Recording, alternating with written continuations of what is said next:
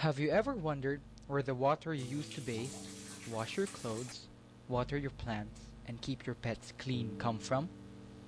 Knowing the source is only half of the glass. What about the processes water undergoes before it flows out clear and odorless from the faucet? In the Philippines, especially in the provincial areas, people depend on groundwater. Groundwater, when free from contamination from human wastes, is one of the cleanest sources of water we have left. Water seeping underground undergoes a natural filtration process through layers of soil, rocks, and sand. In Metro Manila, where industries aside from households require water, we have come to depend on watersheds. The Metro's main source of water is the Angat-Ipo-La Mesa watershed chain. Water from the Sierra Madre mountain range feeds the Angat River, and water collects in the Angat Reservoir.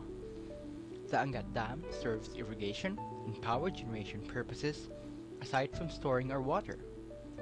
From the Angat Dam, water is funneled to the Ipo Dam.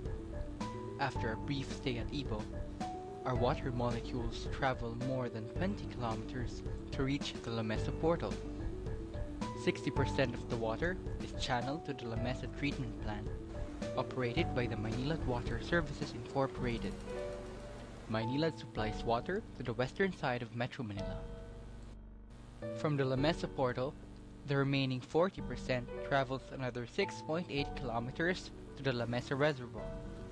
Some of you may have visited the La Mesa Eco Park, which is actually a reforested area which had been the base of the La Mesa Dam. Water from the La Mesa Reservoir is transferred to the Balara treatment plant through those blue mushroom-looking intake structures. The Manila Water Incorporated operates this treatment plant, and they serve the eastern side of Metro Manila.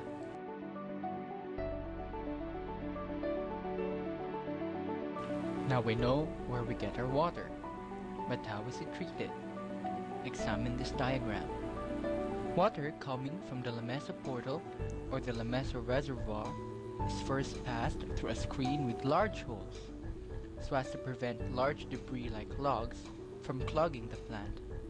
The raw water is then pre-chlorinated to remove taste and odor. Then, it is sent to a large vat where it is mixed rapidly with a coagulant such as polyaluminum chloride. The coagulant allows the debris to attract one another, forming little balls termed as flocks.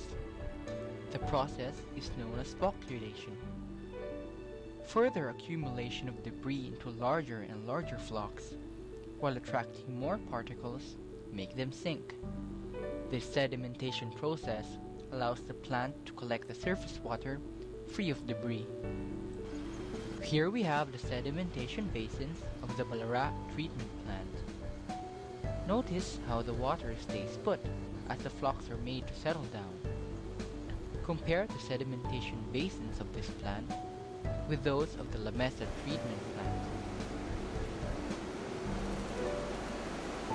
After sedimentation, chlorine is again added to ensure continuous disinfection.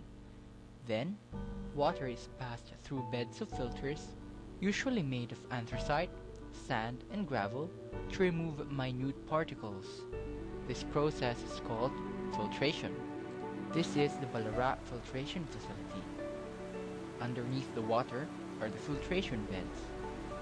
Through gravity, water is filtered down and then is chlorinated one last time in these large pipes. This is to ensure that water is clean even as it is distributed.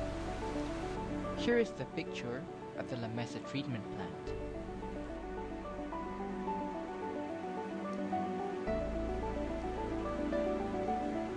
This is how our water is treated.